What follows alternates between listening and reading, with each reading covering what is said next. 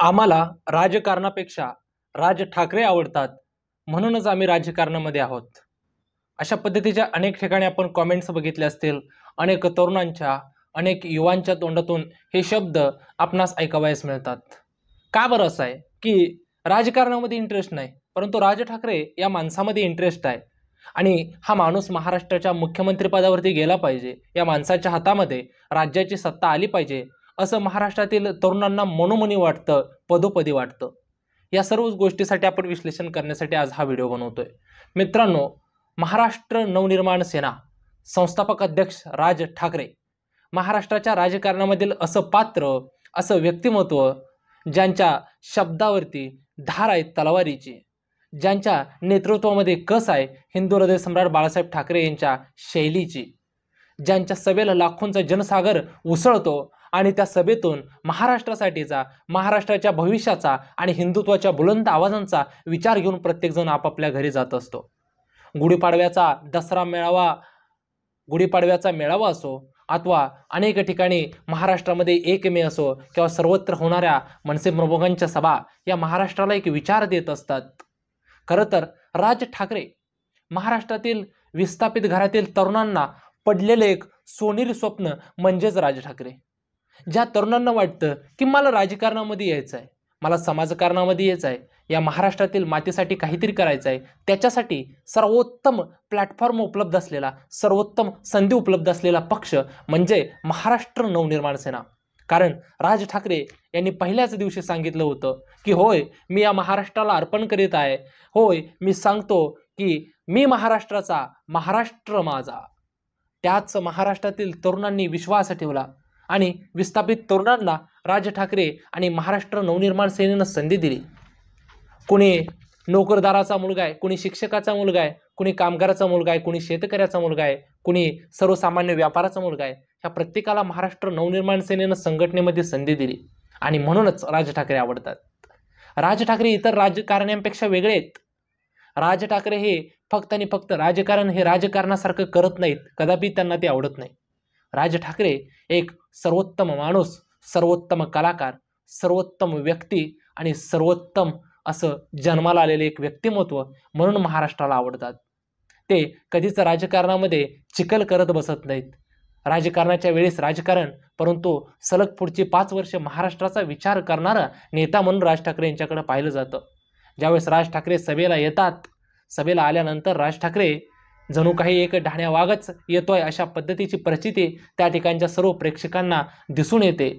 स्टेजवरती आल्यानंतर छत्रपती शिवरायांचं लागलेलं गाणं आणि सन्माननीय राज ठाकरे छत्रपतींच्या पुतळ्याला हार घालत असण्याचे जी काही दृश्य असतात, ती दृश्य आपणास एक अचंबित करतात, अंगावरती शहारे आणतात. महाराष्ट्राची, शिवछत्रपतींच्या इतिहासाची, छत्रपतींच्या स्वराज्याची कल्पना मनामध्ये ठेवणारा आणि शिवछत्रपतींच्या बद्दल मनामध्ये कृतज्ञता व्यक्त करणारा, महाराष्ट्रामधील छत्रपतींच्या विचारावरती चालणारा राज ठाकरे हे एक नेते आहेत. माझ्या छत्रपती शिवरायांच्या समुद्रामध्ये मोठ्या प्रमाणामध्ये खर्च करून पुतळा बांधण्यापेक्षा आणि त्या पुतळ्यातून भविष्यामध्ये काहीतरी नोबत उद्भवण्यापेक्षा छत्रपती शिवरायांचे जे गड किल्ले आहेत हीच खरी छत्रपतींची संपत्ती आहे आणि त्या छत्रपतींच्या गड किल्ल्यांची डागडुजी करा, पुढच्या पिढींना कळू देत माझा छत्रपती शिवराय राजा काय होता, छत्रपतींची संपत्ती काय होती हे पुढच्या पिढीला कळू देत, असं ठणकावून सांगणारे राज ठाकरे आहेत. छत्रपती शिवरायांच्या अनेक गोष्टीवरती, अनेक इतिहासावरती परखडपणे मांडणारा आणि छत्रपती शिवराय हे जाणतेराजे का होते हे प्रत्येक भाषणामध्ये सांगणारे नेते म्हणजे राज ठाकरे. अगदी पहिला हिंदवी राजा महाराष्ट्राचा रामदेवराव यादव हा गाफील राहिला आणि देवगिरी किल्ल्यावरती अनेक शत्रू आले, आपल्यातीलच काही पितूर झाले होते. ज्या ठिकाणी धान्याची कोठार होती त्या ठिकाणी मिठाची कोठार सापडली, कारण आपले पितूर झाले होते. आणि या महाराष्ट्रावरती किंबहुना या देशावरती अल्लाउद्दीन खिलजी येऊन राज्य केला आणि अन्याय, अत्याचार, स्त्रियांवरती अत्याचार चालू राहिले कुठंपर्यंत, पुढची 350 वर्ष, जोपर्यंत छत्रपती शिवरायांचा जन्म होत नव्हता. हे राज ठाकरे आपल्या सभेमधून सांगत असतात. फक्तच राजकारण नाही, चित्रपट असू देत, कला, क्रीडा, साहित्य, व्यंगचित्र, व्यवसाय, महाराष्ट्रातील मराठी तरुणांनी नोकरी करत असतानाच दुसऱ्या बाजूला व्यवसायामध्ये कसं उतरलं पाहिजे हे नुसतं सांगून थांबणारा नव्हे, तर त्यांना प्रत्यक्षपणे मदत करणारा नेता म्हणून राज ठाकरे यांच्याकडे पाहिलं जातं. महाराष्ट्रामधील ग्रामीण भागातून मुंबईमध्ये चित्रपटसृष्टीमध्ये नशीब आजमावायला अनेक तरुण युवा महाराष्ट्रातून आले. अनेक जणांना राज ठाकरे यांनी आश्रय दिला, सहारा दिला, त्यांचं चित्रपटसृष्टीमधील करिअर फुलवलं, घडवलं आणि महाराष्ट्रामध्ये अनेक चित्रपट कलाकारांनी देखील त्याच गोष्टीची कृतज्ञता व्यक्त करून मराठी चित्रपटसृष्टी वाढवण्याचं सुद्धा काम केलं. अनेक चित्रपट कलाकार आहेत, अगदी भरत जाधव असतील, मकरंद अनासपुरे असतील, सिद्धार्थ जाधव असतील, अजय अतुल असतील, अनेक आजकालच्या तरुण पिढीमधील सुद्धा असतील. प्रत्येकाला मदत करणारा आणि त्या मदतीची कधीही शब्दामध्येही त्या ठिकाणी उकल न करणारा नेता, उमद्या मनाचा नेता म्हणून राज ठाकरे यांच्याकडे पाहिलं जातं. इतकंच नाही तर राज ठाकरे हे एक पर्सनॅलिटी म्हणून महाराष्ट्रामध्ये क्राऊड आणि एक अट्रॅक्शन करणारं नेतृत्व आहे.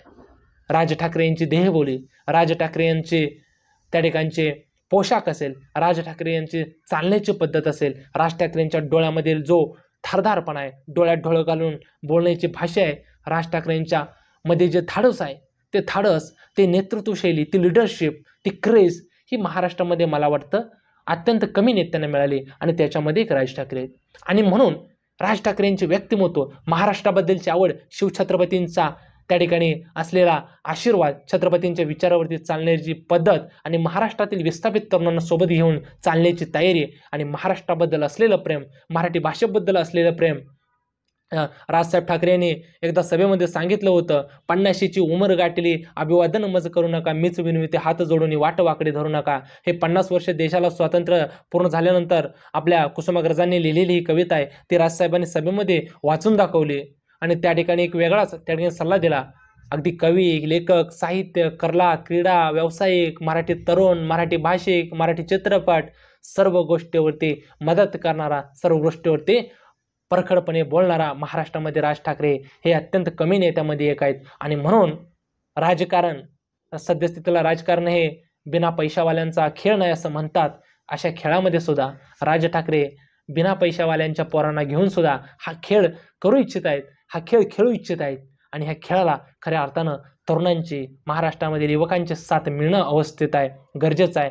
आणि मगच पुन्हा एकदा आपल्याला म्हणता येईल की राजकारण नाही आवडत, राज ठाकरे आवडतात. धन्यवाद.